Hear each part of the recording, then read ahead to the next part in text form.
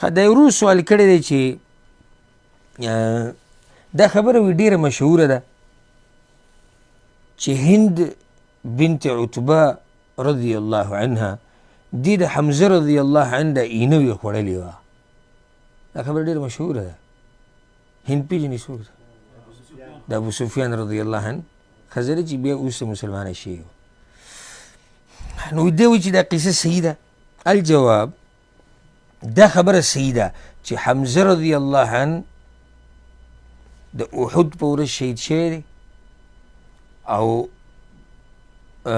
مشرکانو د هغه نه پوزه پرې کړې وه، وګونه یې ترې پرې کړي وو، شونډې یې ترې پرې کړي. دا خبره صحیح ده، دا ثابته ده.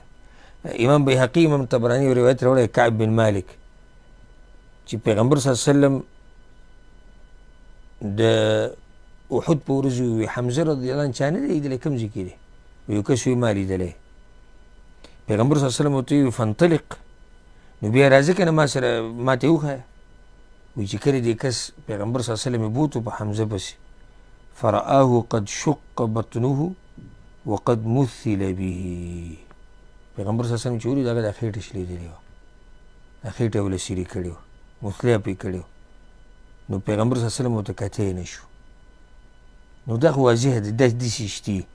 خو دا سیرتونو والا او اهل المغازي چې دا کومه خبره ذکر کوي مشهوره، ډېره مشهوره شوې ده چې هند رضی الله عنها راولګېده او د پیغمبر صلی الله علیه وسلم د خېټه سیرې کړه، د هغې نه اینه او څوک یې زړی ترې وویستو او هغه یې وخوړو، خولې ته یې واچو، شخون یې پرې نه شو والی او بیا یې توکو. نو دا په صحیح سند سره نه ثابت. دا خبره په صحیح سند سره نه ده ثابت.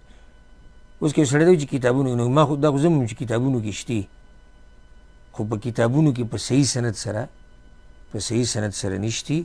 والله اعلم.